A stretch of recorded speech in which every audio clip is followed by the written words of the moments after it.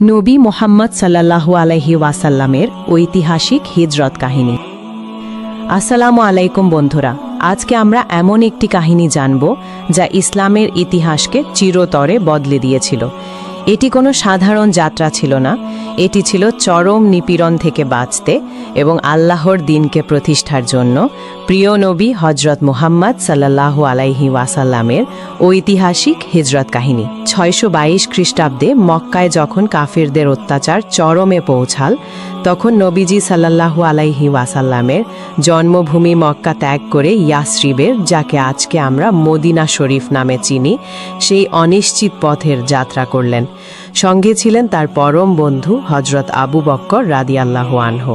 কাফিররা যখন নবীজিকে হত্যার জন্য তার ঘর ঘিরে ফেলল, নবীজি তখন সবার অলক্ষ্যে মক্কা থেকে বেরিয়ে গেলেন।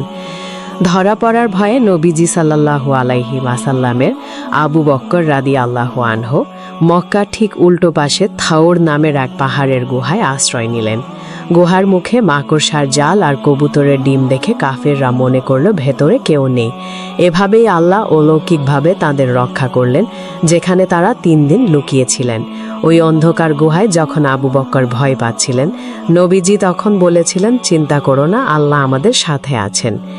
গুহা থেকে বেরিয়ে তারা মদিনার দিকে পথ চলতে শুরু করলেন। কিন্তু কাফেররা তো দমে যাওয়ার পাত্র নয়। তারা ঘোষণা করেছিল যে নবীজির মাথা এনে দিতে পারবে তাকে 100টি লাল উট পুরস্কার দেওয়া হবে। সেই পুরস্কারের লোভে সুরাকা নামের এক দুর্ধর্ষ ঘোড়সাওয়ার নবীজির পিছু নিল, কিন্তু প্রতিবারই তার ঘোড়ার পা বালিতে গেঁথে যেতে লাগলো।